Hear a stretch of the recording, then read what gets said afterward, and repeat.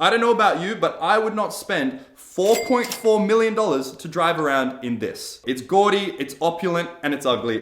Hey, my name is Andy, and today we're gonna be looking at the most expensive cars for sale on James Edition. Let's go. Now, if you don't know what James Edition is, it is the world's luxury marketplace, according to themselves, and it is full of everything from luxury cars, houses, jets, you name it. We're gonna be looking at some of the most opulent cars that they have available. Holy shit. Currently, the most expensive car you can buy on James Edition is a cool 16 odd million USD, and that'll get you a Bugatti, oh fuck, I'm not gonna pronounce this. Centodieci, a Bugatti Centodieci. Perfect. I think that's right. This thing is a goddamn spaceship on wheels, especially this back end. This thing is beautiful. It's a masterpiece. That is incredible. The side little circle things are from the older Bugatti EB110.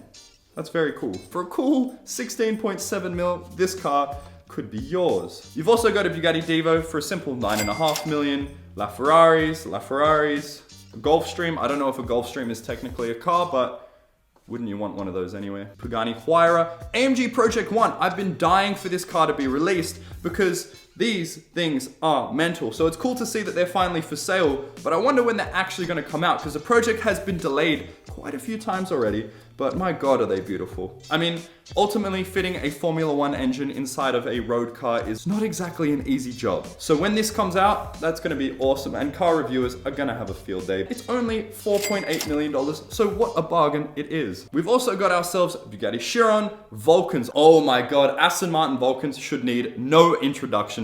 They're incredibly awesome pieces of race equipment. Aston Martin lately has actually been making some incredible cars.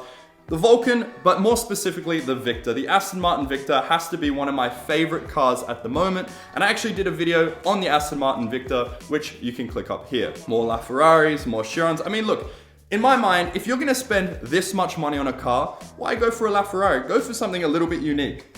Just not this Rolls Royce Phantom, because it is ugly.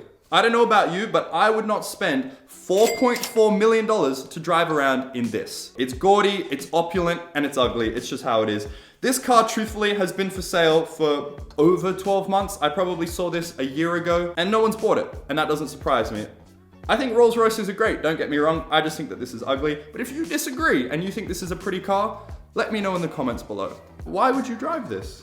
Oh my God! That back end. There is one word that describes that back end. That is gopping. That is a huge gopping, gaping, hideous rear end.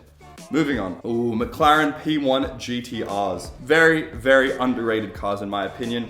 The P1 is awesome, but the P1 GTR is just that next level of just awesomeness. Aston Martin Valkyries, also awesome. In fact, the Aston Martin Valkyrie and the AMG Project One directly compete with one another because they're both taking Formula One engines and sticking them in road cars. But if you had to choose, would you pick the Aston Valkyrie or would you go the AMG Project One? I think personally, I'd go the AMG Project One. I think it's a much better looking car and it's a Mercedes, so I think they'll have a lot of the bugs worked out a little better. Also, it's got mad aerodynamic vents over the front wheel arches which open and close, and that is just so cool. Ferrari 599. Now the Ferrari 599 is one of the most underrated Ferraris in my opinion. The sound of these things is just legendary. It's the Enzo V12 in a front engine Ferrari road car. Check out what this thing sounds like. It's unbelievable.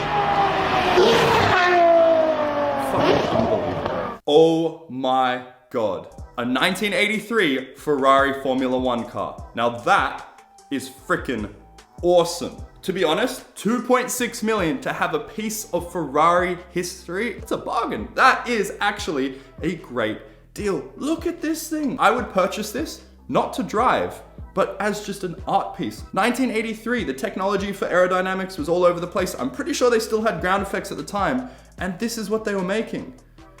This was the pinnacle of motorsport back in the day. I think it was still manual. Like you still had a manual lever while shifting. Imagine driving around Monaco, absolutely pedal to the metal, changing gears through the tunnel in this 1980s Ferrari. That is just unbelievable. Man, some of the things you can find on James Edition are just so cool. And for $2.6 million, that seems like quite a great deal. Let's find one more awesome car on James Edition, And then I think we'll leave it at that. That is freaking sick. Mercedes C63 AMG DTM touring car. That is freaking unbelievable. You can just buy these. You can just have one.